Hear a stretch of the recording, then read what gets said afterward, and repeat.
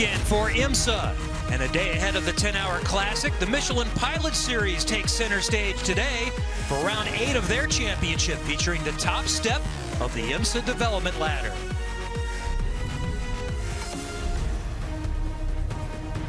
Welcome to the Fox Factory 120 with the Michelin Pilot Series. It is a near perfect day at Michelin Raceway Road Atlanta. Normally the season would be ending this weekend, but there are still 2 more rounds to go after today. So bonus racing throughout the fall.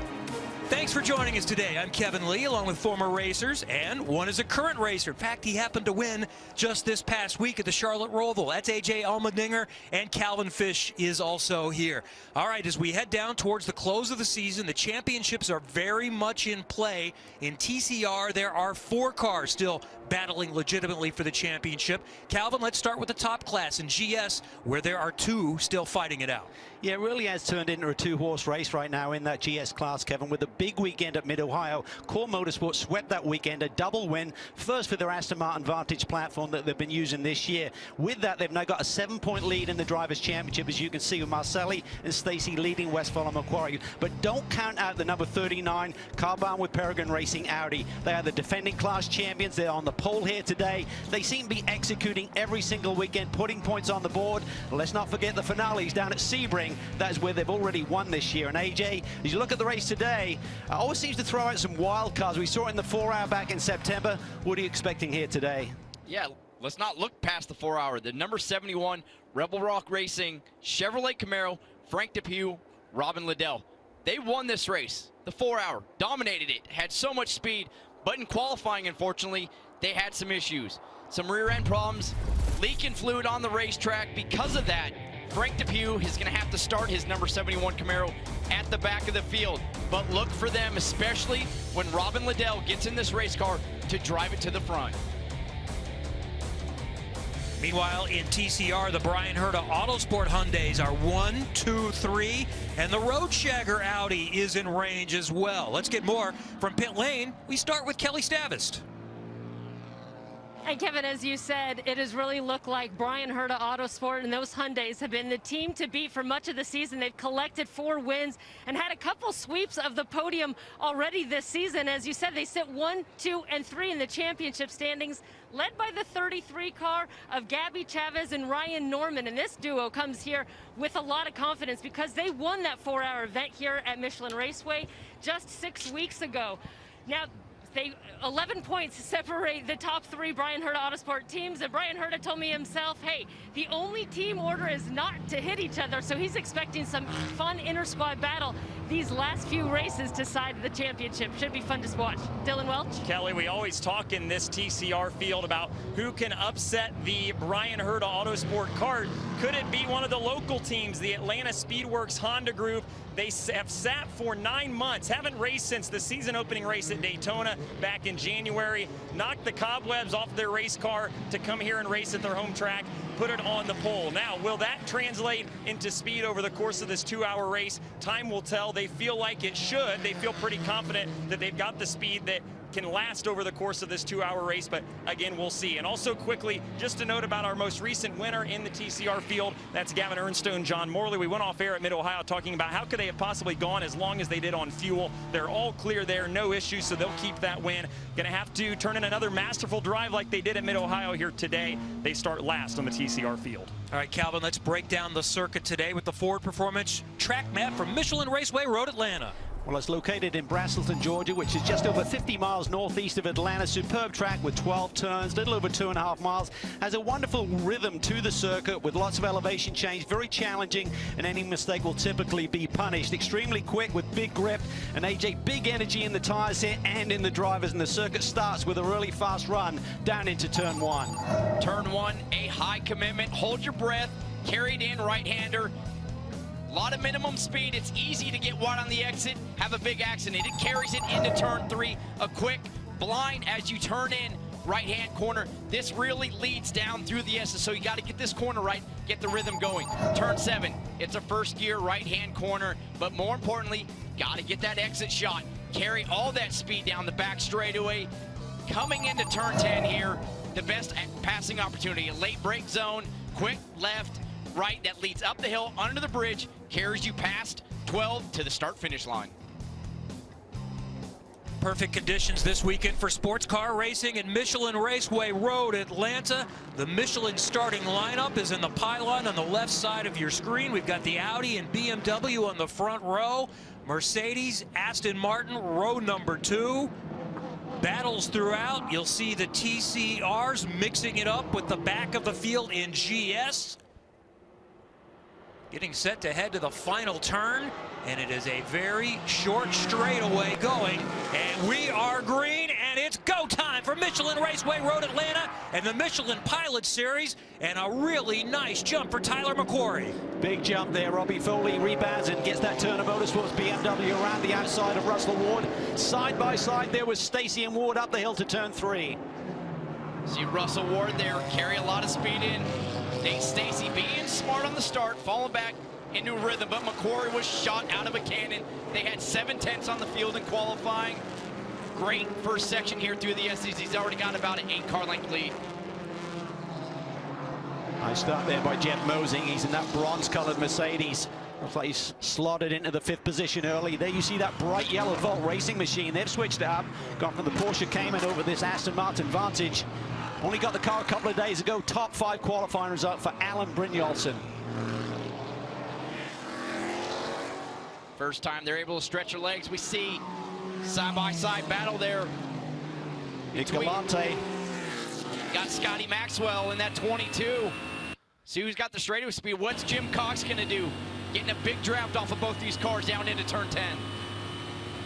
Let's not forget he was very much in the championship picture at that 4-hour race and had an incident up at the top of the hill there under the bridge that ruined their day. Maxwell to the inside. He should take the apex. They're getting after it early on in GS. Meanwhile, a major story in the TCR class, the number 84 Atlanta Speedworks. Todd Lamb won the pole. They're getting a drive-through for starting on the incorrect tires. That's amazing. Little mistake there. That gets identified with the Michelin ID monitoring system when they leave pit lane. And they will have known which tires they qualified on. So big blow for them. It cost you about 35 seconds coming down pit lane here at Michelin Raceway Road, Atlanta. Nice start there by J.R. Pesic in that bright pink Ford Mustang, making some moves early. And there's the drive-through for the hometown team. Part-time, but they know this track, and they have been impressive. They didn't just win the pole, but they have been impressive throughout the day of testing and the practice sessions as well. And Todd Lamb from Atlanta will now have to try to make his way through the field. Yeah, it's going to be a lot of work for that team. As you said, Kevin, they've had a lot of pace here. It's their local circuit. They know it like the back of their hand. We're supposed to do the full season. Then with the COVID situation, elected after the opening round at Daytona to sit out the summer. Good to see them back. See 2 battles here. Alan Brynjolfsson in that new Aston Martin for his race team. Trying to get around Mosing. Mosing going to drive it down in the corner. Clears him again. Great battle for the top 5. Oh, a little slip there as he tried to get to power. Made that late move, AJ, and it just made a little bit more of an acute angle to get through the second part of that chicane. We see there, Stacy has gotten around Russell Ward to get into 3rd. I'll be really curious to see, Kevin, today how that Aston Martin performed since that dominant sweep of the weekend at Mid-Ohio. There's been a BOP change, balance of performance. They've got a different ECU, which has limited their horsepower a little bit. And talking to Carl Marcelli this morning, he said it's costing them about 5 miles an hour down the straightaways compared to what they had here a couple of months ago. They got the championship lead, took it over, sweeping that weekend at Mid-Ohio, but still not by much. They were down 1 point going into the weekend, now +7 on the number 39 Carbon Audi. And remember, still 3 rounds after, including today, 2 after this weekend. And very critical, you talked about at the beginning of the show, McQuarrie, Westfall, they know they're really fast at Sebring. They've won the last 2 races here, but we see this. This is what happens in TCR. Your fast cars in the front of the field catch the back of the GS traffic. These TCR cars are super quick through the S's, so you can make or break early in a race if, as a TCR driver, you can get around one of the slower GS cars and put it between the field. But Calvin, 3 wide battle. That's your points leader down the inside. Yeah, that's the points leader down the inside as Max Faulkner there in the middle there. Audi versus the Hyundais.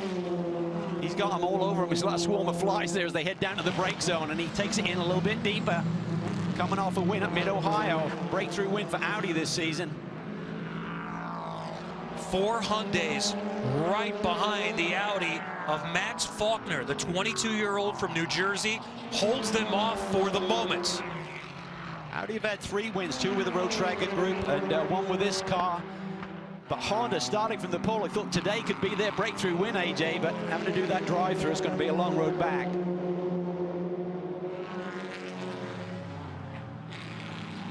As always, strategy is a key part to these 2-hour races. You've got to do 40 minutes minimum drive time before you can change drivers. And talking to some of the GS teams here today, he said it's going to be really tight on this first stint. They're talking like maybe 43 minutes, green flag running, and with the formation lap, that really makes it tight to get that first one done. Brynjolfsson here. Keep talking about that new Aston Martin. It seemed like he adapted to it just so quick. Qualifying in the top 5, running in the top 5 right now. Super quick, starting to inch up on Russell Ward for 4th. Overall in GS, it's still Tyler McQuarrie. Started on pole, got a great jump. Robbie Foley, teamed with Bill Auberland, still chasing him. Underway at Michelin Raceway Road, Atlanta.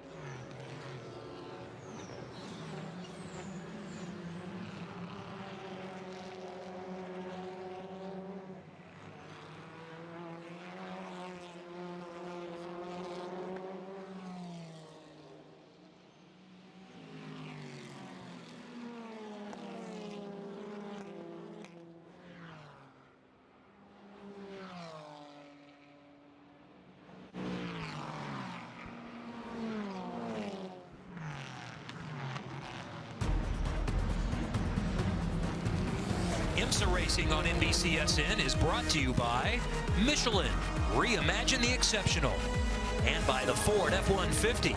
It doesn't just raise the bar, it is the bar. Just underway in a 2-hour Michelin Pilot Series race from Michelin Raceway Road, Atlanta. Tyler McQuarrie, Carbon with Paragon Racing.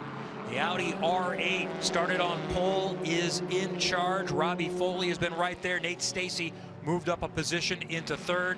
And in TCR, now it is the Hyundai that has moved to the front. Brian Herta Autosport with Ryan Norman, team with Gabby Chavez, leading that championship. They have moved in front of Max Faulkner and the number 23 Audi. And then there are 4 more Hyundais right behind the 23 in class. To pit road, let's check in with Kelly. And I can tell you quickly that there was a round of applause when that Hyundai took over the lead in the TCR category. But moving up to GS, and Tyler McQuarrie, as you said, started from pole and continues to lead. I talked to him before the race and about his season. They had the win at Sebring earlier this year and a couple of podiums. So he said it's been good on consistency, but he said it's also been really frustrating. He said, we feel like up, and now we see a car having trouble. Scotty Maxwell in the 22 there. Ford Mustang, big contact in the right front. Maxwell was running around 13th, near the 65 in the 09.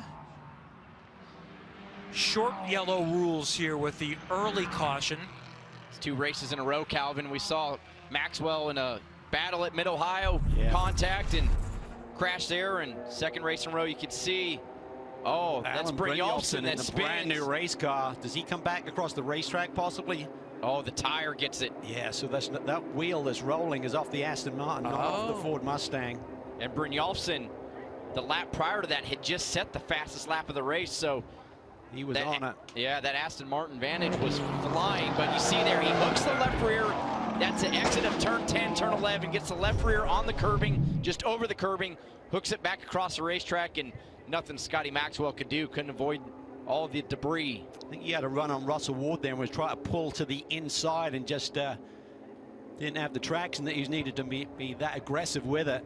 That's such a shame. That is literally the car that they received 2 days before this race weekend, and you can see the damage that it's already suffered. Poor Sepp Priaulx, he won here at the Petite Weekend with Austin Cindric, and he hadn't seen any action at Mid-Ohio or here. Kelly?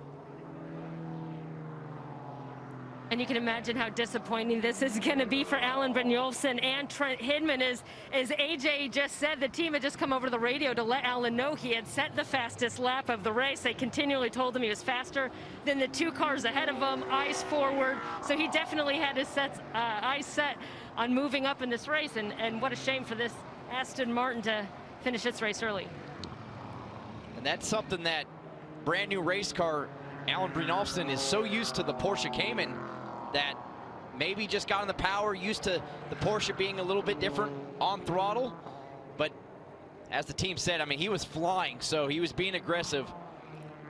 I mean, Porsches are known for having a lot of traction, so maybe he just got super aggressive there. It looked like he had a run on Ward here, coming through turn 10. I think you're right, Calvin. He looked like he was trying to put the power down, turn under Russell Ward to try to get to the inside into turn 12 there, and when he throttled up, it just stepped out, and there's no room there under that bridge. It's so narrow, so as it stepped out, there was nothing Brynjolfsson was going to do to save that race car. And Maxwell running all by his lonesome, nothing he could do at all there.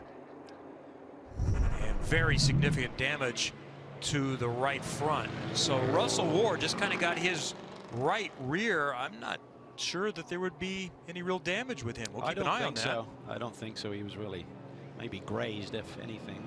Yeah, there you get a look at that Mercedes right there. All right, under caution. We'll get restarted in just a moment. Round 8 of 10 in the Michelin Pilot Series.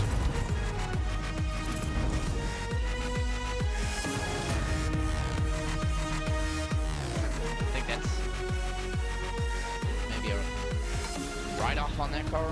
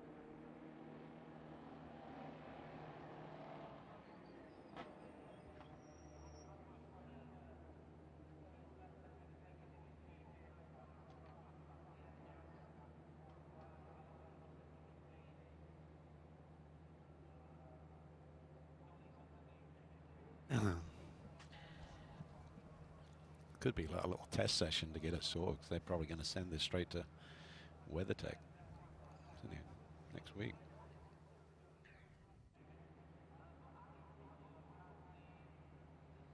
Back on the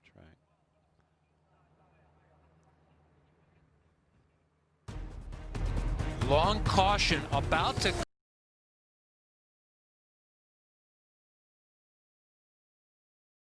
couple of cars and collecting the number 22 Ford of Scott Maxwell. Dylan Welch gives us the latest. And Kevin, they did send Scott back out onto the racetrack, albeit under yellow, but that in itself really is quite amazing considering the amount of damage that you see on the right front. It knocked that entire headlight assembly off the right front, and the crew's been kind of looking at the inner workings of the suspension, trying to clear or fix some of those broken parts as they send him back out again. But he is several laps down, as you can imagine. Also, talks quickly about the 4 car there of Russell Ward with that contact that kind of triggered this whole incident. No cause for concern on that race car. Right rear seems okay. Everybody's looked at it around the racetrack. They should be good to go. All right, the Archangel Aston Martin got into the right rear of the Windward Racing Mercedes, and just a totally torn up Volt Lightning car. As after almost 20 minutes of yellow, including some track repairs, we're ready to go racing again at Michelin Raceway Road, Atlanta, in the Michelin Pilot Series. Tyler McQuarrie is led from the jump. Russell Ward there protecting the inside. Nick Galante sweeps around the outside. Does he have the grip, AJ, to make it stick? He's able to hold the outside there, but we see Ward's going to have the inside in turn 3.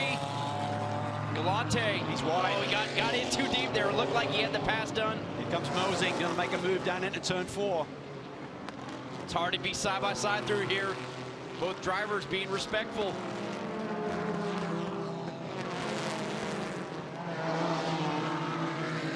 Mosing, great drive. Off the corner. Gonna have the inside, possibly a Galante into turn 6. Nick laying on the brake there into the BMW. Just gave him a little nerve there right as they turned into turn 6. Nice catch. Ooh, it's the other Windward Racing Mercedes throwing it in there. Full contact in the early going here. Robbie Foley stayed with McQuarrie a little better than right at the start of the race, but now McQuarrie is starting to stretch his legs. Here comes Speedy Dan Clark as well. Great to see him back in our paddock. He's in the second of the 2 silver Mercedes there, running for LAP Motorsports this weekend. And one of the reasons that Dan Clark apparently made up some positions, he's getting a drive-through for passing under yellow. Too speedy. Champ car driver in 2006, 2007, a couple of podiums there. He's done several times in this series, including Daytona earlier this year. See, Bryce Ward trying to get under James Clay. So hard to get a pass done. You see Speedy Dan Clark make the move there, but as we said, he's going to have to do a drive-through.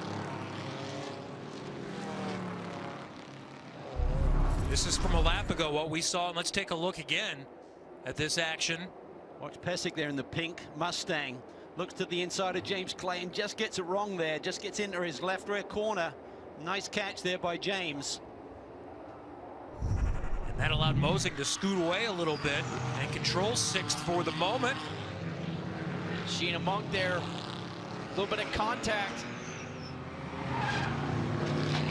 That number 20 car, that's what was the Volt car before. There was a big crash in practice for M1 Racing. Ryan Nash is in the car in a McLaren, so they came up with a Porsche for this event. Yeah, had an ABS failure going into turn 6 in practice, went right off the road, wrote the car off essentially, so they went down the paddock and talked to Mike Johnson, the team manager, got a deal and got that Porsche Cayman into the action this weekend. But they don't need it back now. That's what I wondered. Is there a call? Keep that in good shape. Look at this. That. This is 3 between the teammates. Brian Herter said they can race long, they don't hit each other. That's exactly what they're doing right now. And a pair of 16-year-olds in that number 27 Hyundai TSR, the new team, Copeland Motorsports. Tyler Gonzalez in the car, Tyler Maxson. Both have been racing in SR America this year and doing quite well. In fact, Maxson is dominating that championship, 11 wins in the title. Yeah, he was amazing this year. And young Tyler Gonzalez, they're both 16, as you mentioned, Kev. He ran in the TCA division, also in a Hyundai, and he's been super impressive this year.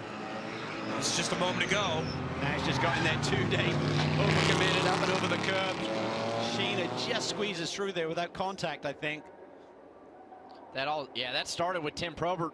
Contact with Sheena Monk. You see, she bounces off Frank Depew trying to avoid Nash on the exit there, and then Calvin 3 wide here. This is crazy right now. Brian Herter watching this is probably not too impressed.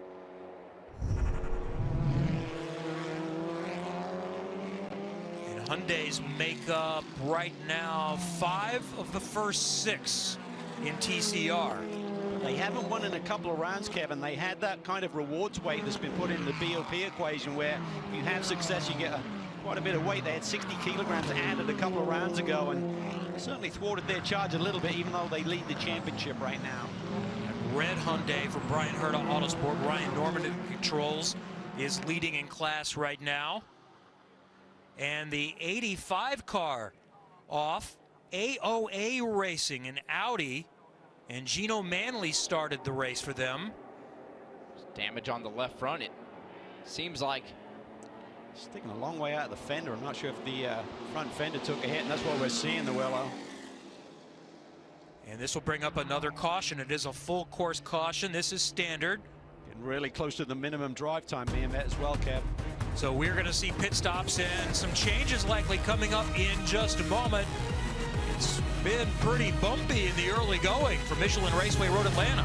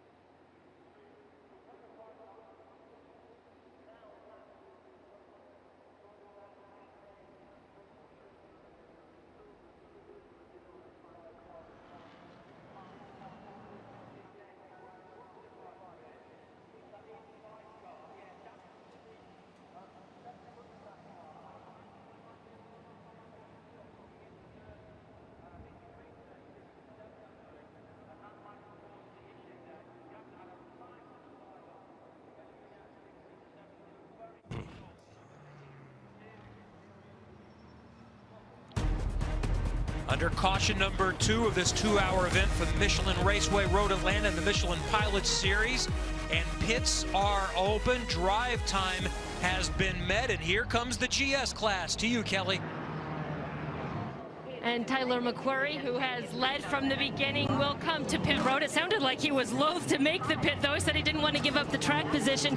They will not make a driver change, so McQuarrie will stay behind the wheel of that. Meanwhile, the number 60 Aston Martin, they will have a driver change. They're coming to pit road from the 3rd position, and it's Kyle Marcelli taking over duties in the number 60 Aston Martin.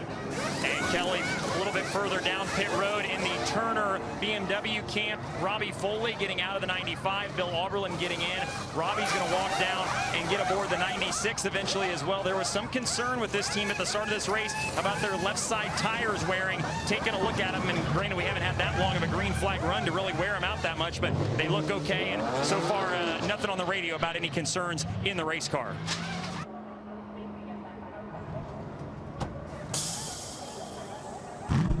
Robbie Foley continues to do double duty, so he gets out and he'll get in the number 96.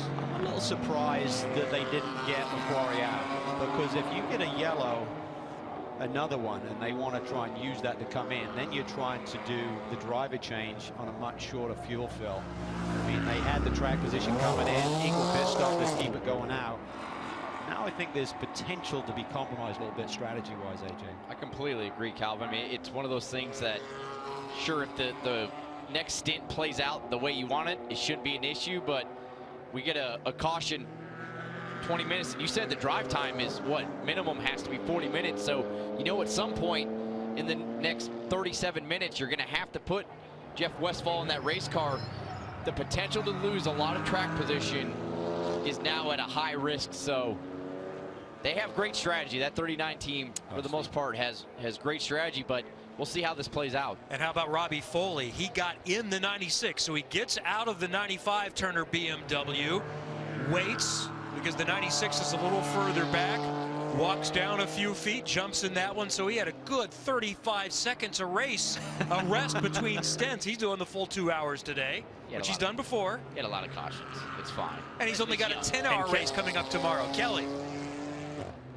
So I checked in with Jeff Westphal in that 39 car, asked why they did not make a driver change, and he said, look, we only changed 2 tires, and essentially our deltas are identical, so we felt like we could leave Tyler in, just change 2 tires, and not give up any track position. So yes, it is all a part of their strategy to keep him behind the wheel. It's part of their strategy now, but everybody else Changed.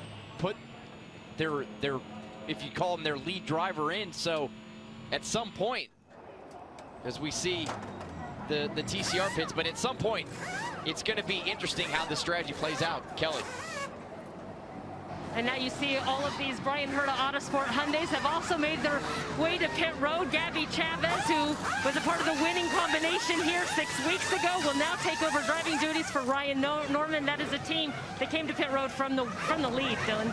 And in the TCR pits as well, Kelly, you've got the 77, the LA Honda World Car. Ryan Eversley climbing aboard. Taylor Hagler, her duties done for the day. So going to get Ryan in here, another local Atlanta resident, and has lots of laps around this racetrack. So we'll see if the 77 car can continue their strong runs here as of late. Now, unless you're John Morley, these TCR cars will need another stop. Yeah. Based on what he did at Mid-Ohio, because they typically go about an hour, so they're just taking this opportunity with the drive time being met to make this stop. They should need a splash. GS will definitely need a full stop to get to the finish. All right, we'll go back to green coming up in just a bit. The reason for the caution on board the Road Shagger Audi. Well, the 85 was right behind him and went around.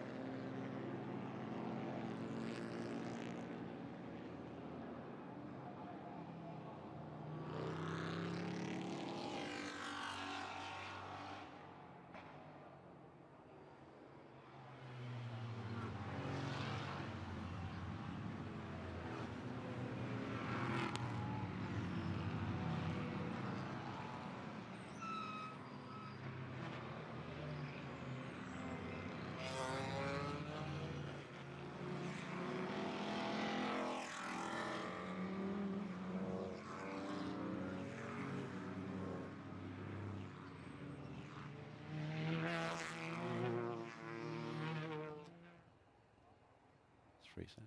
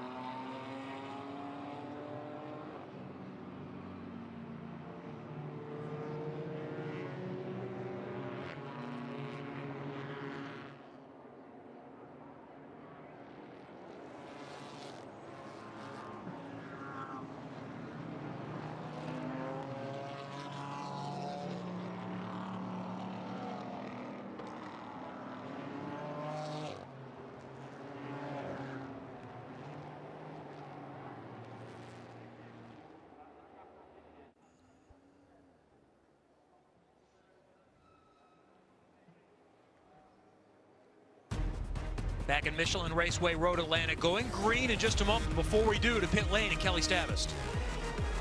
Standing by with Ryan Norman, who took his TCR Hyundai to the lead before handing over driving duties to Gabby Chavez. All right, he's got a little bit of ground to make back up. What kind of a race car does he have to do it?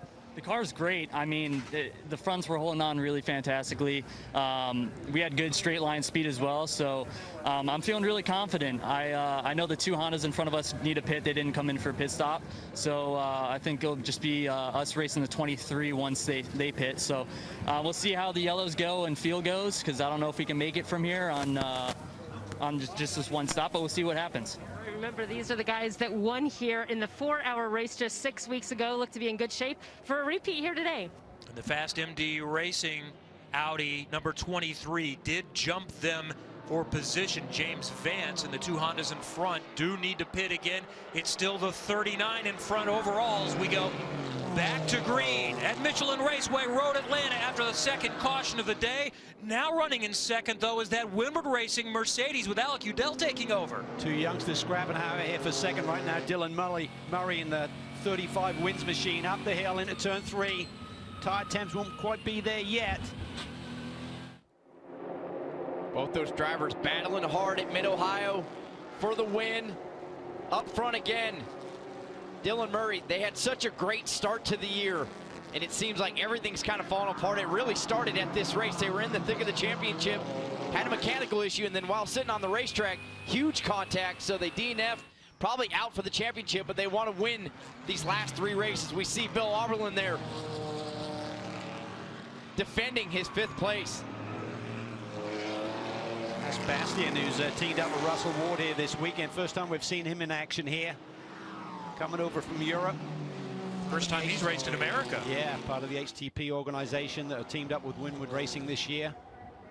See, defending Dylan McIvern. Got Robin Liddell.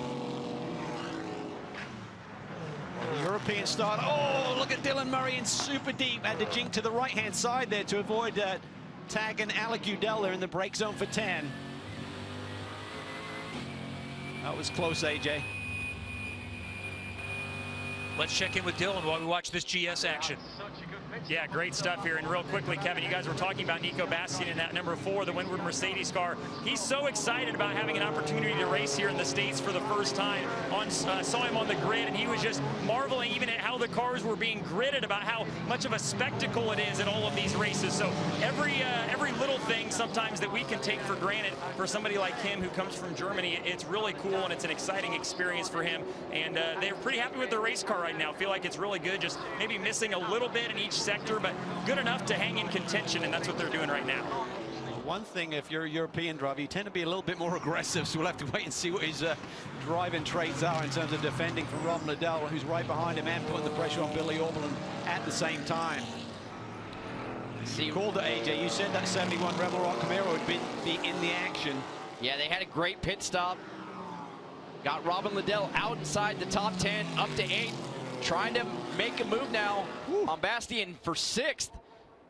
This Chevy Camaro, yeah, got a lot of straightaway speed. Who's going to be later on the brakes? Robin is a demon on the brakes, but here we see Bastian looks to the inside, side by side through 10A. Liddell takes the position. He's on the march. Saw Bastian try to get that Mercedes AMG stop early to try to turn back under Robin Liddell. Drop dirt on. That's Oberlin. See Marcelli, big move into 3rd. Under Dylan Murray, has that pass cleared. He can see his championship rival. That's Kyle Marcelli. Well, I wonder if something went on there with Oberlin, if there was a little shuffle going on between a few cars. But Marcelli, seeing their closest championship rival starting to drive away with the lead, Tyler McQuarrie. Now this is James Vance. We just mentioned that the 23 Audi RS3 had jumped the Hyundai in the pits, but a drive-through penalty for James Vance for leaving with pit lane equipment attached. So the second contender in TCR that's had to deal with a drive-through, and effectively he was the leader. He was running 3rd, but the 2 Atlanta Speedworks Hondas were off sequence. We're going to need to pit again. See this, Marcelli has made a move to get around Alec Udell down the back straightaway. Dylan Murray trying to figure out which way these 2 cars are going. Talked about that BOP change on the Aston Martin. They've definitely lost a little bit of their straightaway speed. Oberlin trying to recover from that little schmozzle that happened down through turn 12 on the previous lap. Watch Bill try to get under Dylan Murray here. Dylan had to check up. Robin Liddell, Dylan Murray off to the pits. Drive-through penalty for the pit crew over the wall too early for the 35 Riley Motorsports wins Mercedes. Cal, it just seems like, for the most part, they had a decent result at Mid-Ohio, but really anything that could go wrong the second half of this season, really just after Daytona, but anything that could go wrong with that 35 car has. Remind everyone of the rule on pit stops. On top of the wall until it comes to a stop, right? Yes. I think we've got to look at this incident with Oberlin where he dropped wheels coming off at turn 12. No, he wasn't tagged or anything, just trying to carry too much speed there. Nice save. I think he even lost a position. That's just amazing, just high speed stakes through there. Yeah, you can see just at the end of that shot on the exit of the corner, Bill was just a little wide of the apex.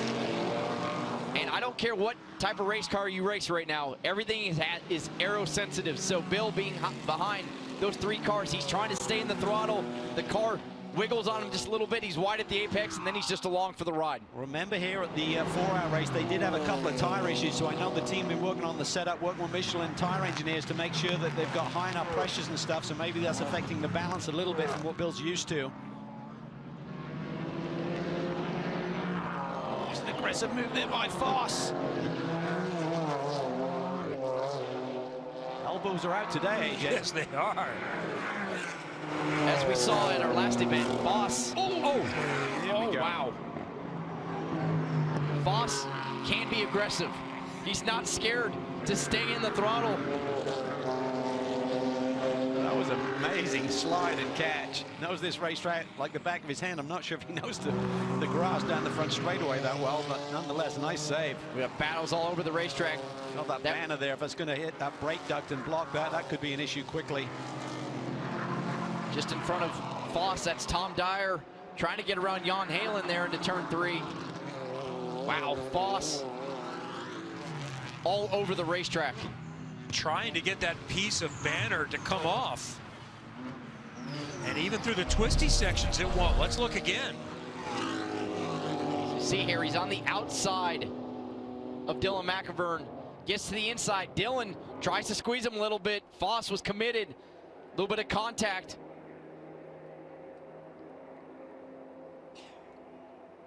Then it's at the next corner where he suddenly slides wide through turn 12, having had a little bit of argy-bargy. Here we go. He just by himself just runs a little bit wide there. Well, he had Tom Dyer under him. I think he tried to turn in, saw Tom late. Maybe gave him just a touch of room, or just took his eyes off the apex of that corner. That's a full commitment corner there, the last corner on the front straightaway. Runs wide, picks up some banner, but keeps going. Grass is pretty dry. Fortunately, if that was wet, it could have been a bigger moment for him. It's Marcelli around Alec Udell for second. Finally got that pass done. And now goes to work on the 3-second lead. And chase down Tyler McQuarrie. So 1-2 in the championship the other way around. 1-2 in the race. Marcelli, the 60, is the championship leader. Now in TCR, we slide back a little bit. Todd Lamb, pole sitter, remember he had a drive-through at the beginning of the race for starting on improper tires. Well, the 2 cautions, as we see more off-roading, have helped him get back in the mix, and they have yet to pit. So they're going to need to pit within, cautions, what, 10 or 15 minutes? Something like that. So yeah, as far as they can stretch it. So they're going to do it on one stop, it looks like, but obviously that fuel fill will be a bit longer than some of the other teams that did take that caution and elect to come down pit lane. So they are still in play to finish up front, maybe even win. And the other Atlanta Speedworks car with Cliff Brown in running second, they pitted under the first caution about 15 minutes in, so they also can go longer. So 3 different strategies there. The traditional strategy, Gabby Chavez in the Brian Herta Autosport 33 Hyundai leads that. So an awful lot going on. Halfway through now, the Fox Factory 120 from Michelin Raceway Road, Atlanta. Lots of pushing and shoving.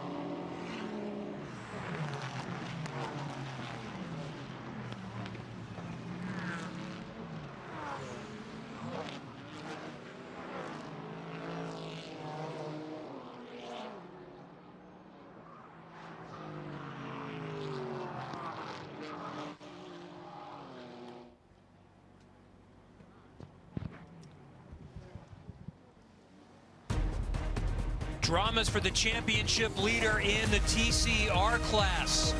And the effective leader of the race on strategy, the 33 of Gabby Chavez, is in the pits and has been there for a little while, just past the midpoint, with pretty significant damage. And with that, points as they run, the other Brian Herta Autosport car, or one of the others, Michael Lewis and Mason Filippi, will take over the championship lead for the moment. Yeah, I think they broke that bottom wishbone or something there, AJ.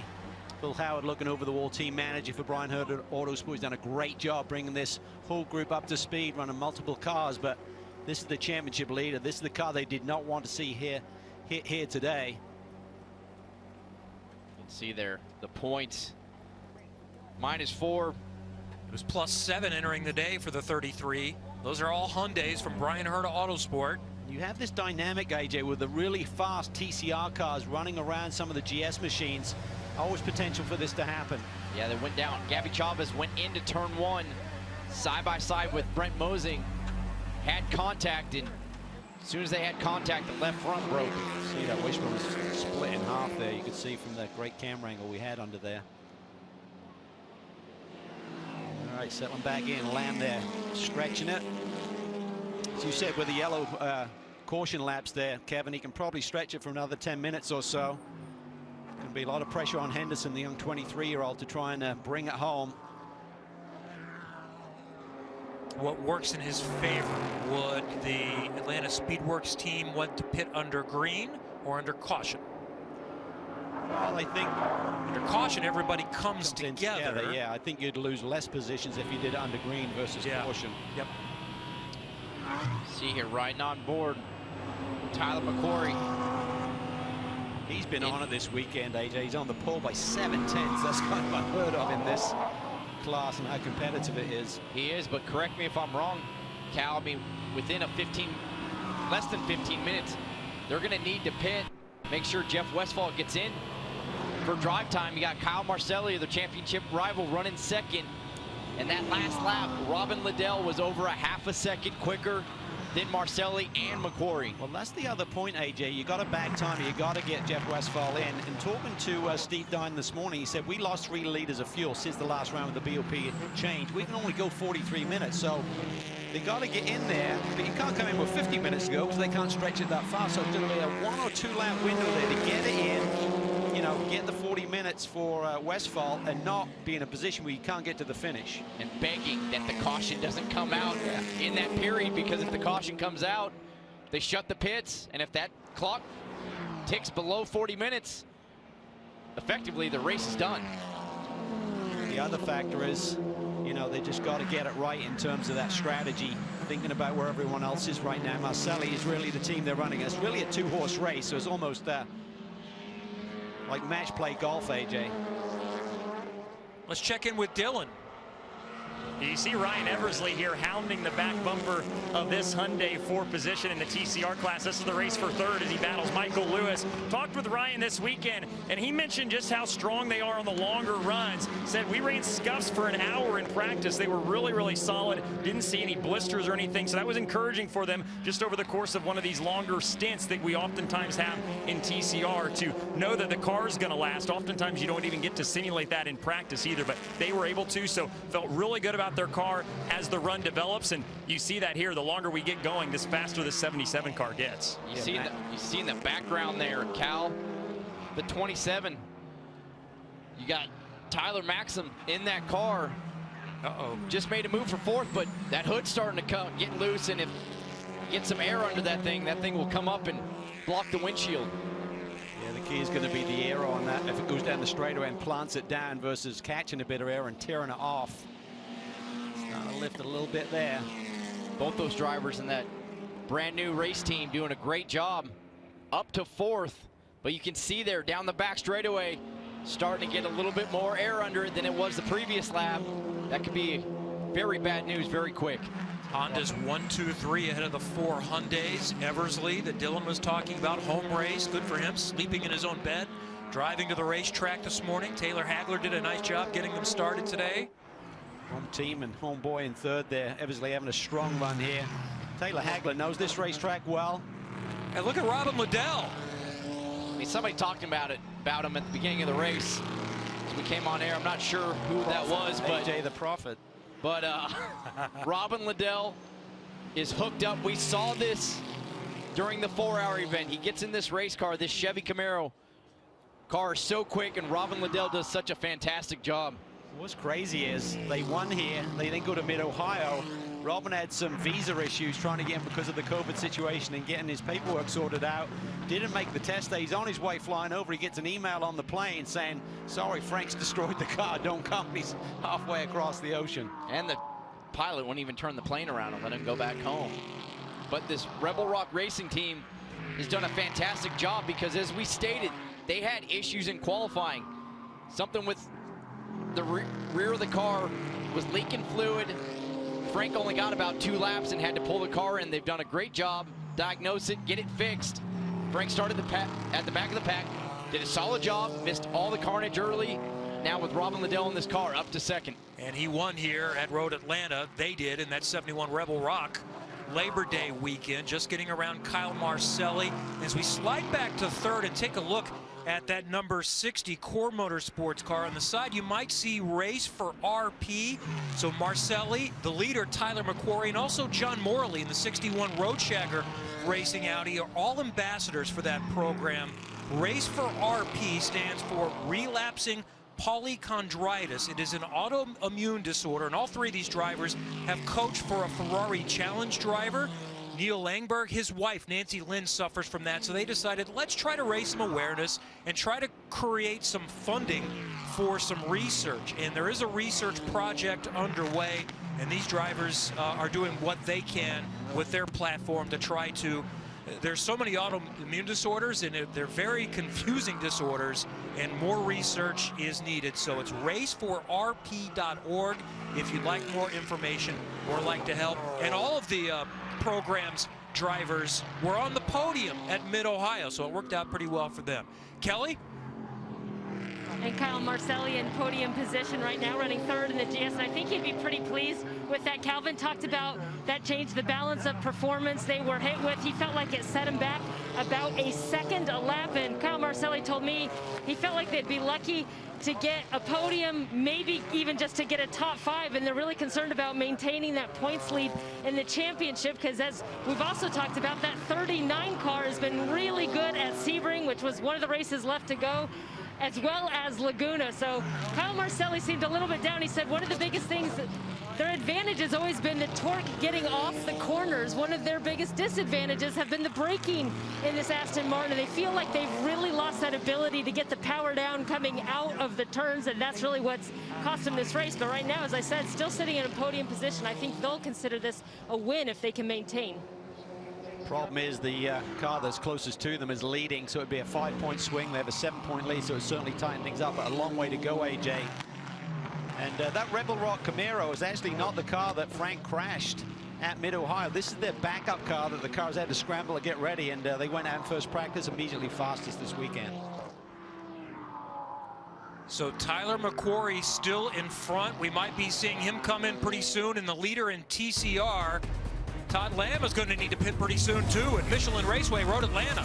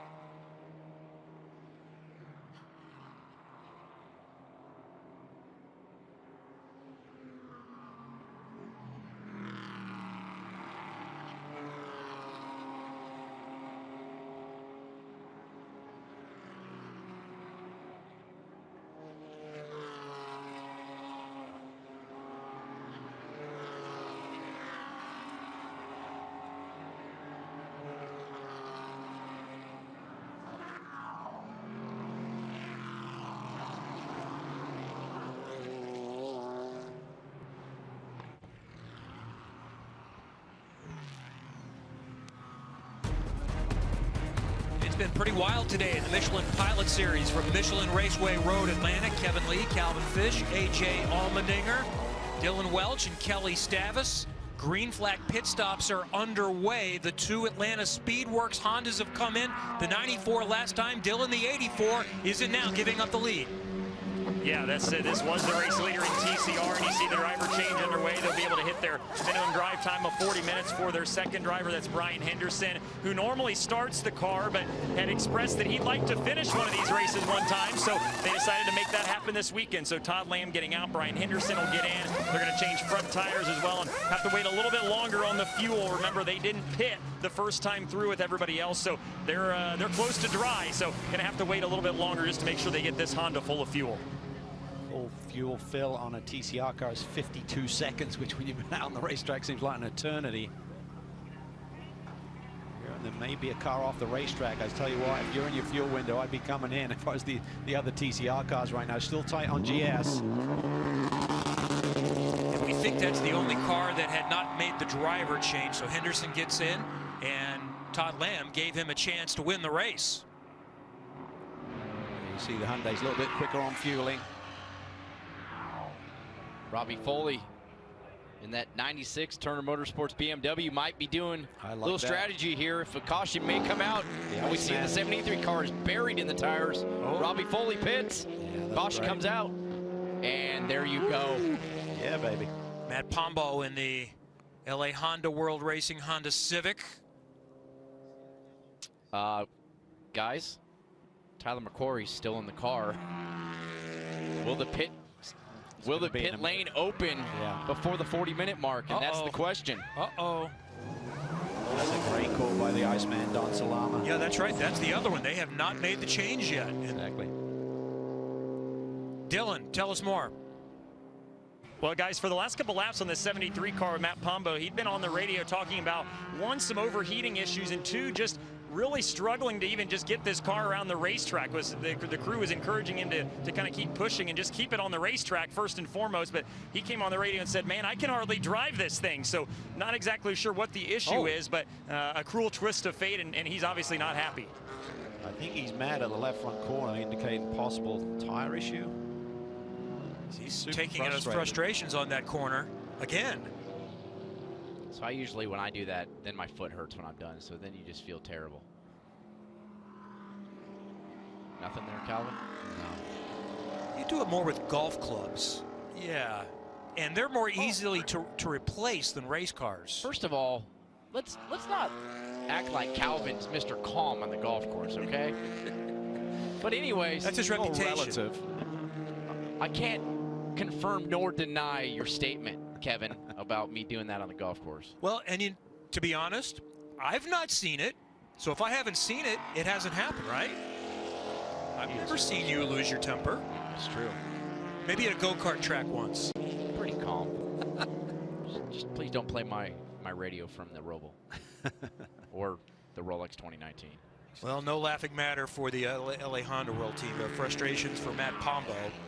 And now the question is, will that pit lane open soon enough for the overall leaders to meet minimum drive time for their second driver, Jeff Westphal?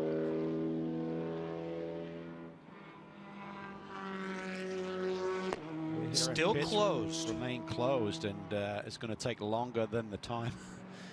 40 minutes to get back round again. So if they're not allowed in this lap, they're definitely going to be outside of that 40 minutes. Cal, what's the penalty if he just drives in the pit lane knowing that he's got to do the driver change anyway under a closed pit? Yeah, I'd have to come back down after you go back to green for taking emergency service, essentially. So this is a call that Steve Darning's got to make here pretty rapidly.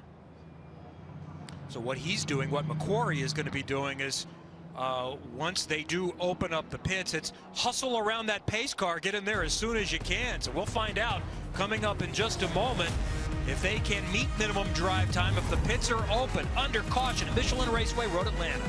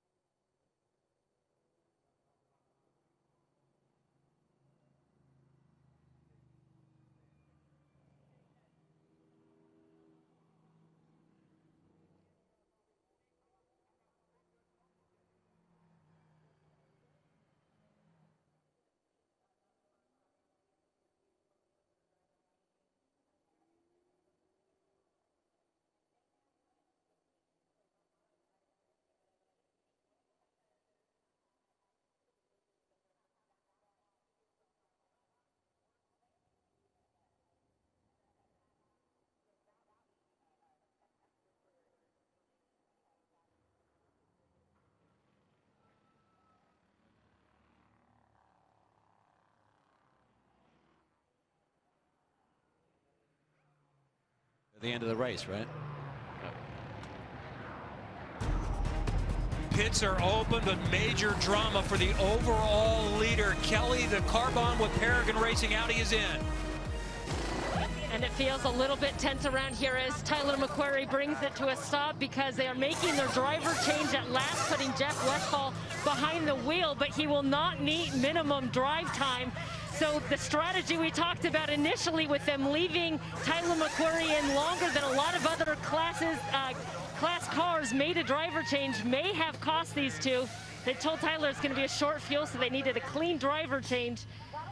But Calvin, I'll let you explain what this could cost this 39 car, because we are under the 40-minute mark as Jeff Westphal takes over. They're going to finish last in class. Yeah, essentially you get placed and classified last in your class, and that drive time doesn't even start until he exits pit lane. So he's still not, drive time isn't counting yet until he now gets across the timing line at the exit of the pits. Now, I think they would have been better off, we discussed it, bringing him in and serving emergency service. At least they had a chance of getting back somewhere in the middle of the pack today, but I think they're locked in now. There's no way they can meet the drive time. Can't make up minutes, even if the clock, just, checkered flag comes out just shy of the clock or something. You do an extra lap, it's not going to make up the time that they need of 3 minutes. So it may not only cost them this race, but it may cost them the championship as well. They came in second, 7 points behind the number 60 Core Motorsports Aston Martin, but they're going to be way back now with a last place in class finish. Yeah, essentially, say Kyle Marcelli, Nate Stacey, they have a solid finish, which they're going to be running, depending on how the pit cycle works. They were running third, they'd be running second in class with a 7-point lead already. If the 39 car, Jeff Westphal, finishes last, I mean, really, they'd have to go to Laguna and probably finish in the top 10 and they clinch the championship. There's a lot of GS cars in this field as well, so this is not good news. So they're going to score just 9 points by our math with 22 starters. By the way, Jeff Westphal in the car now. I was talking about the program, the race for RP. Jeff is actually an ambassador in that program, along with John Morley and Kyle Marcelli as well. But Jeff's got bigger things on his mind, unfortunately, for the moment. And what could have been a great day is going to end up being a very frustrating day. TCR set to pit in a moment, and at least the top 3 still need to pit. Yeah, and I think that was a little bit of a mistake possibly by the 77 squad. We saw some of the Hyundais coming on. You got to protect that possibility of a yellow, AJ, because this is the scenario you run into. You have to wait for the pits to open, come down here. You're going to cycle towards the back of the TCR field right now. Dylan.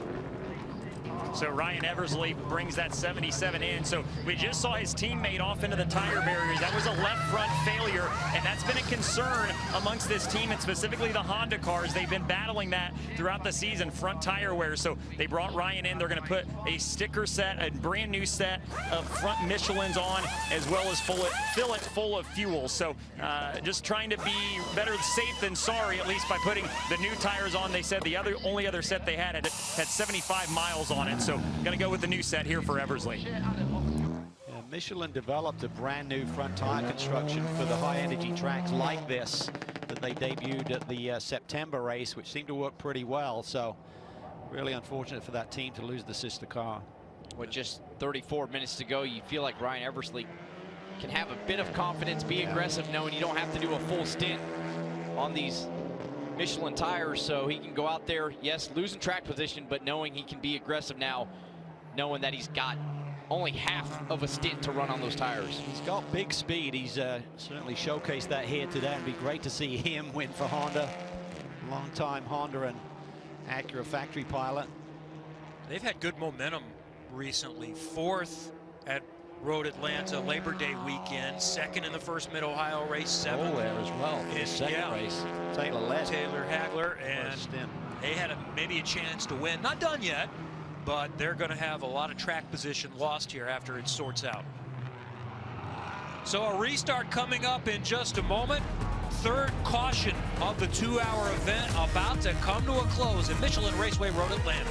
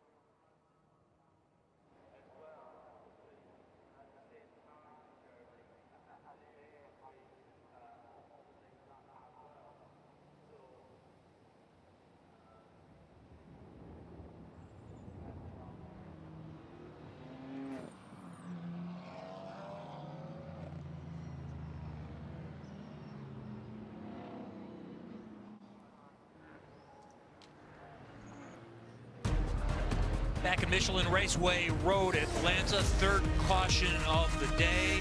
Major storylines and big shakeups. And this is now points as they run in the GS class with the 39. Still running in, let's see, 10th overall at the moment. Our timing and scoring is not updated. So I think they're 9th in class at the moment, but they're going to finish 22nd. So this isn't even really telling of what it is, Cal. It's going to be worse story than this for McQuarrie and Westfall. Yeah, because that's based on where they run right now. At the end of the race after the checker, they'll be demoted to the back of the GS field, so that's going to explode that points gap a little bit. All right, let's find out more with Kelly. And Tyler McQuarrie did his job. He kept his Audi out front, but he knows that your teammate Jeff Westfall will not make minimum drive time after what you guys have accomplished so far in this season and what you were doing in this race. Tyler, how do you kind of come to terms with that? It's a tough pill to swallow, to say the least. You know, the Carbone Paragon guys have just killed it all weekend and given us probably the best car we've ever had. You know, we led every lap, and you know, everything's going to plan, and you know, not making mistakes, and that's what we pride ourselves on. That's what we've been doing the past 2 years. And you know, what backed us into this kind of is we got fuel taken away from us before this race, so we were really close just making drive time. That's what made our whole strategy. So we had to stay out. I even said right before that caution, you know, can we come in? And he's like, no, we have to stay out or we're not going to make it on fuel for that last stint. So that caution came out and it totally changed everything. You know, and we were stuck out there, and you know, hindsight, we probably should have come in and just taken a penalty, but I was totally unaware of it when we were out there circulating on the caution, but just totally gutted. You know, I just drove my butt off, and it sucks because you know that's a season ender.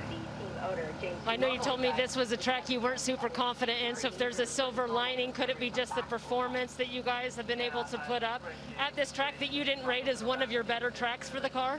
Absolutely. You know, I was very impressed with the guys and how they kept on digging and working and gave us an awesome car for qualifying that was just an absolute rocket. And anytime as a driver you get a car like that, it is so much fun to drive. It does everything you want. It was awesome. So having said that, we're going to some tracks that we're really strong at, so we can take that setup and just the mindset we have now, but we have to win both races. All right, well, it's been a really strong one, but certainly going to be a disappointing ending for this team, guys. And Kelly, we're ready to go. Green flag racing again, under 30 minutes to go. Robbie Foley, who started it in the 95, is now leading in the 96.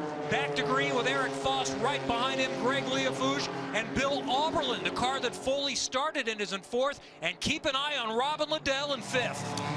Robbie Foley stood on 2 steps of the podium at VIR. He may do it again here today. Just incredible. Good thing he's tall enough that if he stands on the bottom and the top, he's still taller than everybody. But great strategy to get this 96 Turner BMW up front. But we see this Foss down the inside, super aggressive. Saw it at Mid-Ohio. He's going for the lead. We spoke to Foley and Oberlin during the week on a Zoom call, and they actually talked about the fact that the 2 cars are slightly different. Robbie and Bill feel that this 96 car is a little bit stronger than the 95. They found a suspension issue with the 95 that said we're a bit more on track, but they still feel that car that Robbie's behind the wheel of right now may have the edge in pace between the two. Well, that's an advantage that they have over every other team because they have a driver that drives both cars, same day, same race, same conditions, and Foley can give them insight. Will Turner's the one that pointed that out, that we've got something. And maybe that wasn't by design, but that's one of the benefits of having him in both cars. Look how deep on the brakes Foss was there. The BMW was coming at him, and he just took it in super deep once again. But watch out for Liddell. He's still menacing sitting back there. Are you shocked by that? No. We've seen how deep Eric Foss can drive into the corner, so Leafouche was going to have to really send it Bill Auberland. But look at Robin Liddell, the way the pit stops worked out. He's back to 5th. Can see the 4 right in front of him. With 25 minutes to go, Liddell will be super aggressive trying to get around Bill Auberland to try to attack the front of this pack. Well, look at the talent in that shot. Bill Auberland, no one's won more IMSA races than him, and Robin Liddell, a master as well. And the 20 It started the weekend as a McLaren, now a Porsche for M1 Racing, and Ashley Freiberg off for a moment. They were inside the top 10, so doing a great job. But we see here Robbie Foley in this BMW. Off turn 7, got to get the power down. Voss, great drive. He's going to be tucked right behind Robbie Foley down the back straightaway. Just that second half of the straightaway, the BMW seems to stretch its legs a little bit. And then for Voss, he's got to watch his rearview mirrors again to see Leofou's right there coming at him. It's Tom Dyer there in the 93. Good day for the Carbon by Peregrine Racing Team. I think Liddell's biggest problem is going to be trying to get around Orblin, even if he has a sniff more pace. That could really protect Robbie Foley at the front. I think Liddell potentially still has the fastest car out there, AJ. See back there now, Kyle Marcelli.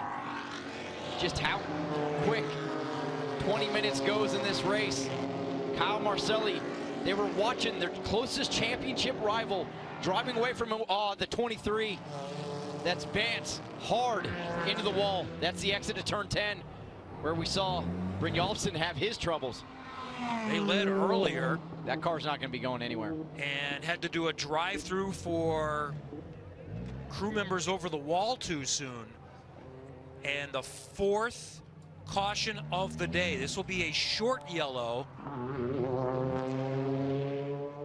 for the 23 Audi RS3, 5th in points in TCR.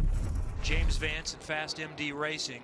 Let's see it again here. Did he get any help? Where he just trying to get a move on Eversley, I think it was, and then just got tagged there by one of the Brian Herder Autosport Hyundais. It's Parker Chase, I believe, in the 29. That's a big hit. Battling for 7th in class. See Eversley trying to get around Morley. Vance tries to turn under Eversley, and Parker Chase had already committed to the inside there. Contact, and as we've seen under that bridge, it's very narrow. And this incident is under investigation. We've had a few reviewed today with no penalties. I think that one was a racing incident, but they'll take a few looks at it to be sure, particularly with the amount of damage this car has suffered, to make sure they get the call right. It's a shame. This car's been really quick of late.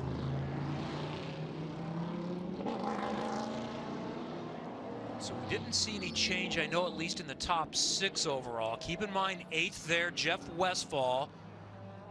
They're not going to finish in 8th because Westphal is not going to meet 40-minute minimum drive time, so they're going to fall to the back in class. So my question is, for the 60 Core Motorsports team running in 6th, knowing they're going to make up a lot of points, how aggressive will they be, or not aggressive will they be to the finish? I think the key is to try and take advantage of the situation, but you can't afford to take any risk. And every driver in front of Marcelli right now is going to be tough to get around.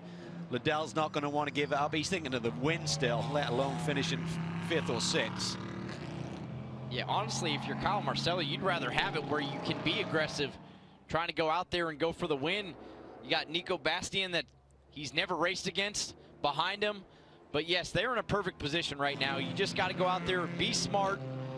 If you're Kyle Marcelli, if you see a couple of drivers trying to be super aggressive, maybe you just got to give it up, because you know no matter what happens, you're going to grow the points lead. Don't want to say insurmountable, but very close. Yeah, I mean, it could be a big break for the 39 team if he does, you know, finish there in that 6th position. I mean, because they were certainly thinking that they were capable of a podium. I get your point, Kevin. It is really a conundrum what to do. How aggressive do you want to be and try and get up on the podium, or do you just sit there thinking this is a big point stay either way? Let's take it to WeatherTech Raceway Laguna Seca and use it. I've been behind you on the road before, following you in the car. Do you do the same thing? Do you just open the door down the road and just stick your hand out the window like Eric Voss was doing right there? I do. Yeah? All right. Was he just trying? What was he doing? It's not that hot today. I don't know, man. You guys are the drivers.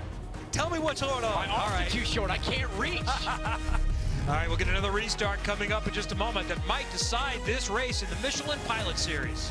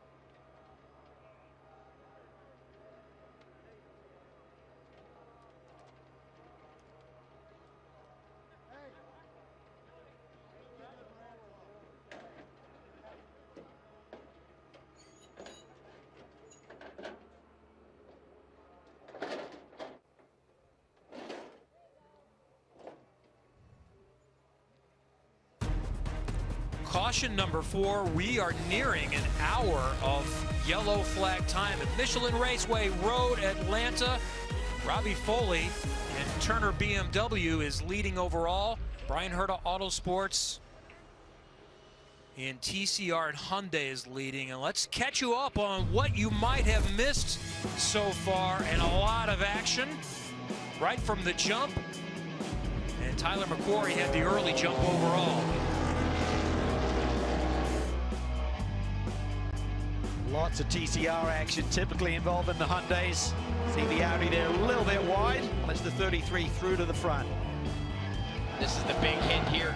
Alan Brynjolfsson in that brand new Aston Martin. It just set fastest lap of the race. Big contact on the inside wall there. Got Scotty Maxwell as well. And Gavin Ernstone got tagged from behind by the 85 Audi, and that put the 85 out. Ernstone was able to continue on, and they're still in play, running 7th. John Morley aboard right now. And that 33 red Hyundai, that was the leader in class with Gabby Chavez, but big damage for them that took them out of contention for a win. Yeah, game changer for the championship leaders here today. And then finally, 39 car in. They will not suffice the 40-minute minimum drive time for Jeff Westphal because of the caution being out there. We've been debating the calls that they made, but ultimately it's going to be a long day for them. Then, this moment here, big impact here, under the bridge here for the 23 car. A little touch there with Parker Chase. The 23 car made the move to the right there, and Parker was just wrong place, wrong time. And that's the reason for the 4th caution of the day. And the 39, are they just going to park it because they can't do anything? They're going to be penalized for entering a closed pit, but it looks like they're just going to unstrap. Why run the risk of damaging the car if you're going to finish last in class? So we'll find out. Jeff Westphal is climbing out and will return to green in just a moment. Michelin Pilot Challenge at Michelin Raceway Road, Atlanta.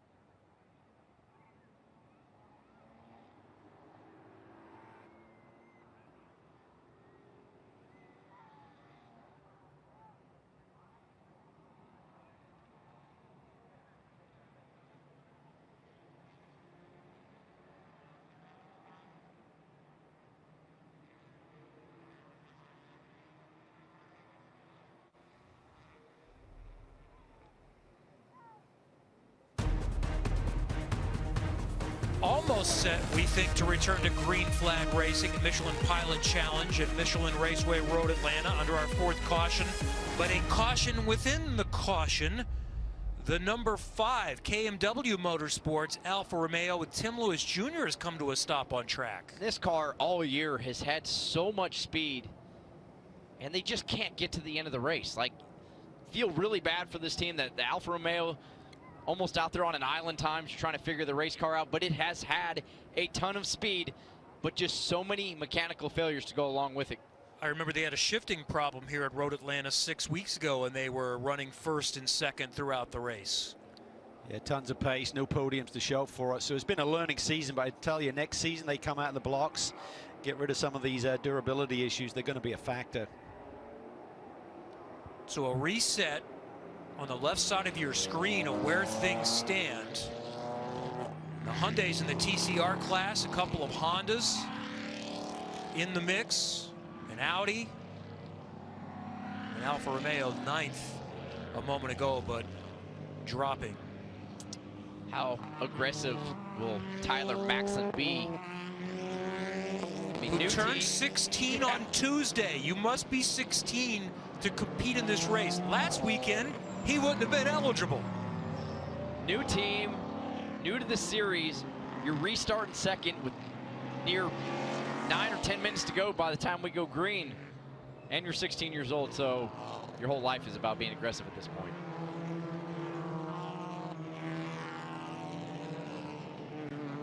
And on the other side of it, Calvin, how deep will Eric Foss be on the brakes at the end of the back straightaway?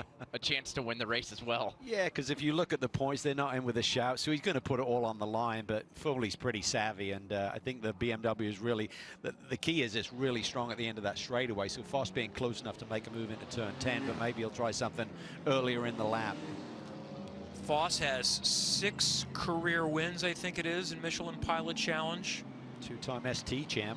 Yeah. I feel like I jinxed Robin Liddell just a little bit. I started talking about me at the beginning of the show, pumping him up, and now we're not getting enough green to go back here. But we've seen him at Road America go from like 4th to the lead in one lap. So That's right. Robin Liddell can make it happen. For Marcel, he's got to be careful. We're talking about, does he want to push forward? He's also got to think about the cars behind him. They're super quick as well. He can't just sit there and let it all unfold, because Bastian and McCumbee and Lewis and company will have a go at him. And if you're behind him, don't you know that he is thinking points? The cars right behind him aren't thinking points. They can really get after it. Well, if you're Nico Bastian, you have no idea what the points are. It's your first ever race here, so you're just going to try to get everything you can. But yeah, Marcelli's in a tough spot.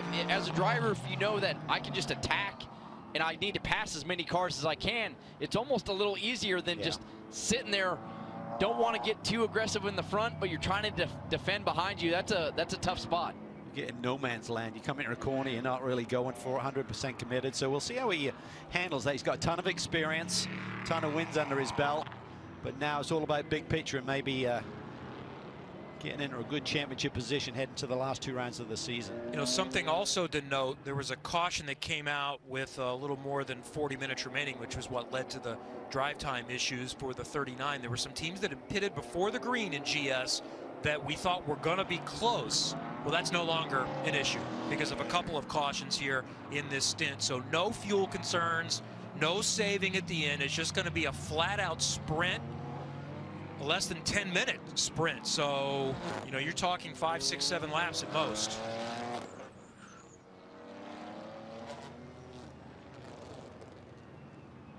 Getting those tires cleaned off. This stage of the race, very easy to get pickup. Balls of rubble, marbles as we call them, around the edge of the racetrack. They'll get real aggressive with the steering input. Remember back in the Audi LMP1 days, they used to just go on full scrub through turn 5, just completely crank the wheel to the left and just grind all the rubber off through that particular corner. There you see it. Look at all that extra tire clag. If you get wide there, you try to make a pass, you get to the outside, get in that, your car will feel like it's hitting ice.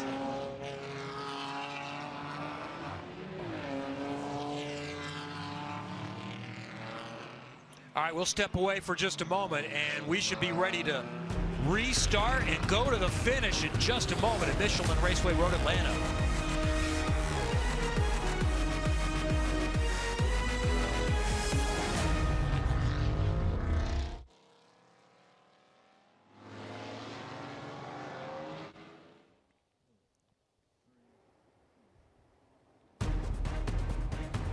Under caution, and there have been a lot of caution laps run today. The Michelin Pilot Challenge, Fox Factory 120 at Michelin Raceway Road, Atlanta. A 4-hour event, Labor Day weekend, had 15 minutes of caution, 3 different caution periods. We are well over an hour. More than half the race has been run behind the safety car here today. This 4th caution was extended because the number 5 Alfa Romeo KMW Motorsports came to a stop on track. And when we get going, it will be a thrash to the finish with savvy veterans mixed in with some teenagers, including a 16-year-old second in the TCR class. Tyler Maxson with Copeland Motorsports. So it's a Hyundai, and Brian Herta Autosports basically is the sales agent for Hyundais, and they offer support. And he's got Brian Herta Autosport cars all around him. And one of the champions from last year in the 98 leading the race, Michael Lewis. This is exactly the business model that Brian is trying to establish alongside Hyundai, to have these customer racing programs. They ran in SRO this year with great success, moving over to IMSA for next year, it looks like. So they're making this move and they're giving them the support. They're part of the engineering debriefs on the weekend, so they're really trying to help them as much as they can. But they pull off a shock debut win there. I'm not sure they'll be doing the same thing heading to the next round of the championship.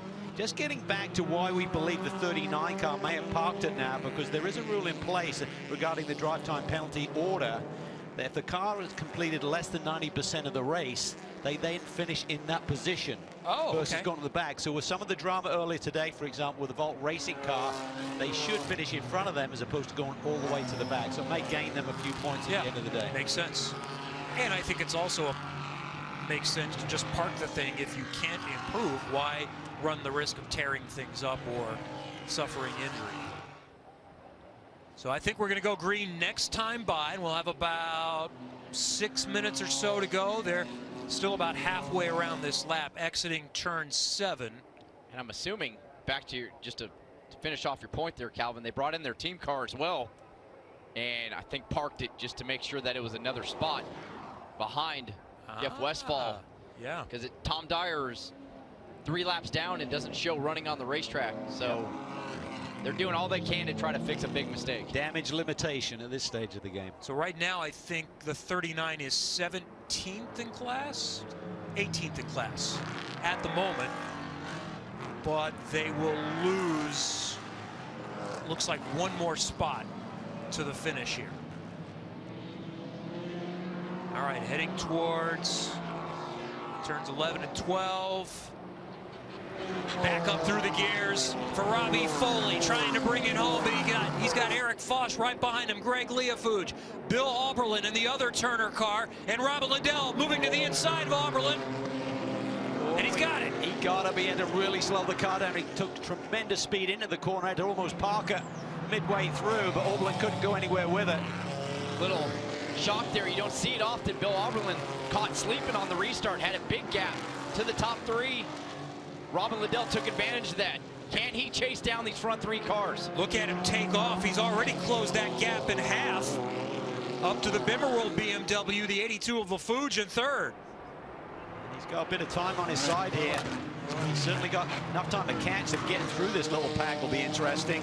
Oh, there's contact.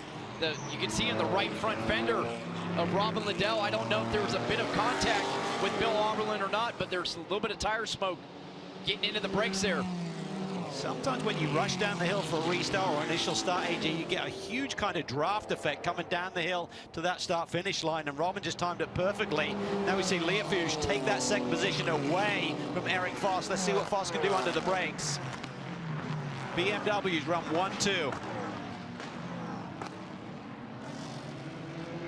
Be good news for Foley, because I think that was the left front fender that I saw some smoke out of Robin Liddell. Hey, by the way, speaking of the 82 Bimmerworld racing team, Leafuge has been filling in for Devin Jones. I saw on social media Devin Jones back on the bicycle and looking good this weekend. Last time I talked to James Clay, he was still holding out some hope of being back in the car for Sebring. So good steps for Devin Jones, who had that frightening crash at VIR. Was it a VIR? Yeah, VIR over the summer. Yeah, that's awesome. And Kevin, news. Devin Jones is here this weekend, Kevin, so I did speak with him, and he's here offering moral support, and well worth it at this point as they run second right now. Foss tried a little different path through that section. He's been doing that all day, hasn't he? He explores a different part of the landscape to anyone else around this racetrack. Long-time driving instructor here. Yeah, Foss knows he's weak down the straightaway. These BMWs have more straight line speed. We'll see if Robin Liddell in that Chevy Camaro has a straight line speed. Yeah, he will, I think. Liddell looking for 3rd, right around the outside of Foss. He'll make it happen. Robin Liddell and the Rebel Rock 71 Chevrolet Camaro GT4 won here Labor Day weekend, 21st today. now up to third. There's going to be 3 more laps to go as well, looking at the clock, so that's good news for Rob Liddell. You can see that little bit of damage on the left front fender. And he's peaking right now on the BMW of Lafuge. Foley's won a bunch of races, but typically it's when he's driving with Bill Auberlen. Today he's going to be doing it with Vin Valletta, so that would be amazing if they can get that car. Now let's go back to TCR here, and the 16-year-old, we've seen that hood flapping throughout the day. Let's see how Tyler Maxson got around one of the Brian Herta Autosport Hyundais for the lead. Wow, that's giving the champion no respect. Just took it to the inside. I'm coming through. Michael Lewis, although he didn't want to give up the lead, you can see that hood bouncing, but with the 33 out, Gabby Chavez, Ryan Norman, Michael Lewis could take over the points lead. You don't want to lose points going for the win, but you also don't want to take yourself out. You can see the young 16-year-old Tyler Maxson being aggressive. This could shock the whole field. The 33 is way back, many laps down after they took contact and damage with Chavez. The 98 is poised to take over. Oh, big lunge there by Auberlen. Foss tries to protect it, gets into the dirt, tries to give each other enough room. He's off. Oh boy. Big rub there. And a top 5 is going to go away for Bill Auberlen. You can see as that was happening, Nico Bastian made it move under Kyle Marcelli. Marcelli gave him so much room, but now trying to go back after him. Now, if you're Bill Auberlen, by the way, top 5s don't impress you. It's go after the win. So that's a worthy risk for him at this point. Came from a long way back, had a head of steam on Eric, and Eric just runs him hard. Gives him a little elbow there, so I'm sure Bill will be too impressed with that, but I'd imagine he'd have done exactly the same. And Robbie Foley has about a 4 or 5 car length advantage out front on Leafuge, with Liddell still working on him a little further back to Foss now. And in TCR, the Hyundais are still going at it, and Michael Lewis is right now back within range of Tyler Maxson. Yeah, he's going for it hard right now. He needs those extra 3 points. There's a big delta between first and second. 3 points is massive at this stage of the game, AJ. And a good recovery for the 84 Atlanta Speedworks Honda. Brian Henderson, remember they had to drive through at the start of the race. Improper tires, they were off sequence and hadn't pitted when a yellow came out, so they've worked their way through the field. And Henderson is running third right now for the 84 hometown team. How calm can this 16-year-old be? You see Michael Lewis, big run, big draft down the back straightaway, going to try to do the same move that Tyler Maxson did on him. Clears him into turn 10 there. Calvin, great move. That really was. That was great racecraft there. I think there might have even been a little touch there, but it was as close as you like it, and he just got to the middle of the road to protect the brake zone. So we saw the white flag there just a moment ago, so we're into the final lap. While the TCR lead was changing, the GS, the overall leaders, were taking the white flag, and Robbie Foley is up by a second now. Looks to be safe for the moment, so the best battle is in TCR with the Hyundais. The defending champion Michael Lewis and the just turned 16-year-old Tyler Maxson not done yet. Got Lewis driving the wheels off there. It looked like Max's car is hooked up a little bit better at this stage of the game, but Lewis is just digging deep, trying to make it happen and grab the win. Oh, he's wide there at turn 5 apex. He's going to defend. He's alongside Maxson and the Hyundais nearly side by side. Lewis eases just in front, has the preferred line through 7. Did Tyler lift just a little bit there, knowing that this back straightaway, these TCR cars get such a big draft? Did he want to be second down this back straightaway? You can see Michael Lewis trying to break the draft. Well, you can be proactive, you can't be reactive, so he's already kind of picked his lane. If he moves around too much, it'd be tough to get the call on the last lap of the race, but he's got to watch himself here in terms of getting too aggressive. Meanwhile, in the top part of your screen, checkered flag. BMW's crossed the line first, and it's Robbie Foley, who started in the 95, winning in the 96 for Turner. Now in TCR, Hyundai's going after it. 16-year-old Tyler Maxson on debut, trying to get the defending champion Michael Lewis. Looks to the outside, coming around the final turn. On his bumper, to the line. It's Brian Herta Autosport. Michael Lewis wins by a half a car length on Maxon, what a finish! That was awesome. That was just so cool. That was Michael Lewis wanted that in the worst possible way, put it all on the line. He really did, but so much credit to Tyler Maxim as well, because he could have been overly aggressive there, knowing that Michael Lewis is the champion, going for a championship.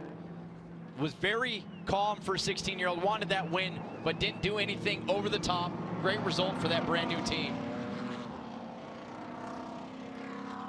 Honda on the podium. I think they got a chance these last couple of rounds to get that Honda to victory lane. AJ certainly had a lot of pace here today.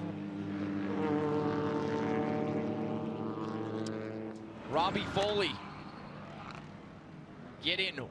It still blows my mind sometimes. Yeah, he started a different car. Yeah. And it won in this one. It's fantastic, and what a great job. The call that got in the track position, though, when it looked like we were going to go yellow, he got the call to come to pit lane, effectively got in the track position and the win. And how cool is it for Finn Barletta? They were on the podium a couple of rounds ago to be on the top step of the podium. What a great result. That's huge, because he really supports Robbie's career in a big way. So to co-drive with this young man, he'll be pumped. And at TCR, Maxon comes up just short. Michael Lewis and Mason Filippi win. 5th class win for Lewis, 4th for Filippi. And let's revisit that TCR finish one more time. And we're going to hear from the winners coming up in just a moment. By less than 1/100th of a second, Hyundai on Hyundai, and Michael Lewis wins at Michelin Raceway Road, Atlanta.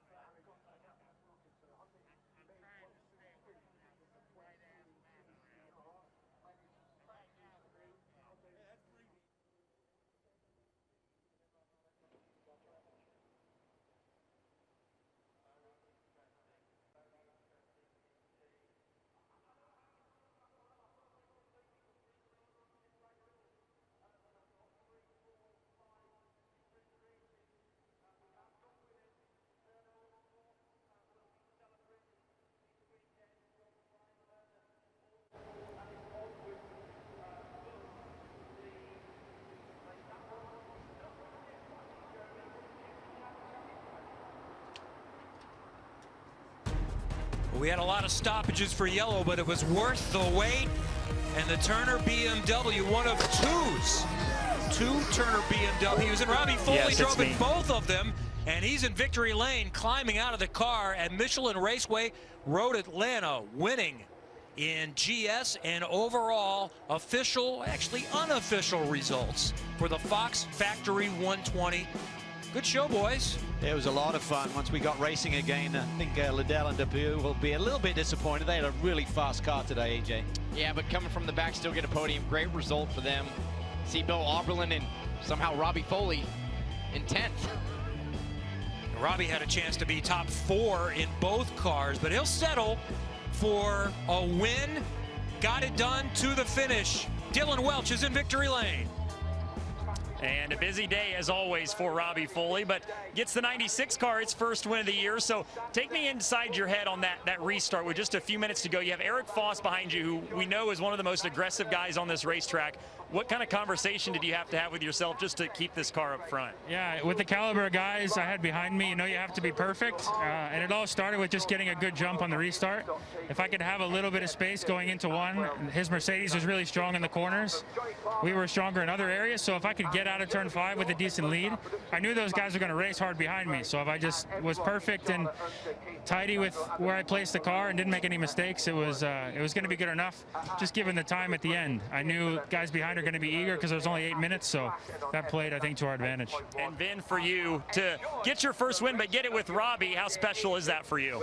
Well, 3 years ago I met Robbie, and I never thought I'd be IMSA racing and coaching, progressing, and yeah, he keeps it easy, simple on me. Just deliver the car in good shape. Tried to do that today, and Robbie did the rest. That's a good teammate. Congratulations to you both. Vin Barletta, Robbie Foley, winners today at Road Atlanta. That's in GS, and in TCR, the Copeland Motorsports team with 16-year-olds Tyler Gonzalez and Tyler Maxson almost got there, but the Hyundai from Brian Herta Autosports, Michael Lewis and Mason Filippi held them off by a 100th of a second or so. Just an awesome dice there at the end. Tyler Maxson just really unique and easily taken. One of the Hyundai pilots is in the shout for the championship. Let's hear from the winners in TCR with Kelly. After such a thrilling finish from Michael Lewis and Mason Filippi, they take the win, and now they take the points lead in the championship. And Michael, I'll start with you because, man, what a finish. How did you first set up the 27 to retake the lead and then hold them off?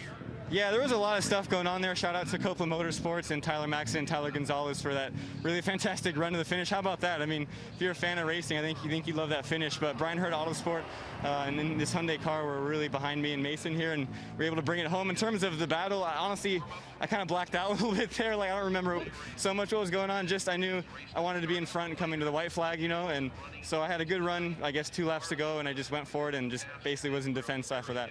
And quickly, Mason, you put in a great stint, but then what was it like watching that battle there at the end? I mean, yeah, watching that battle there at the end, it definitely that was really worked up. And I was watching Michael just really go at it, and I was like, go, Michael, go, and definitely cheering him on from the sidelines. We want to dedicate this win to Reese Imhoff, and Reese's Beast is on the back of our car, but amazing job by Brian Herta Autosport crew and our Hyundai Veloster and TCR.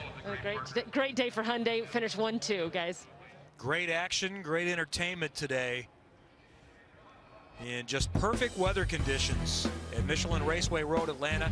So here's the championship and the drive time shortfall for the 39. Audi puts them in catch-up mode with 2 to go. Yeah, essentially a couple of top 5s, I think, will seal the deal for the 60 squad, so they might be tough to beat here. 20 points, big hole they dug themselves today.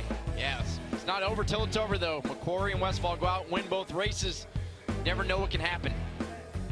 And in TCR, it's the 98. The winners today now up by 8. Problems for Gabby Chavez and Ryan Norman. Still 4 in play there that have a chance, but it's going to be a little bit tough when you move beyond that top 3. So really good stuff today at Michelin Raceway Road Atlanta. Next up, WeatherTech Raceway Laguna Seca Halloween weekend. Thanks for joining us on NBC Sports.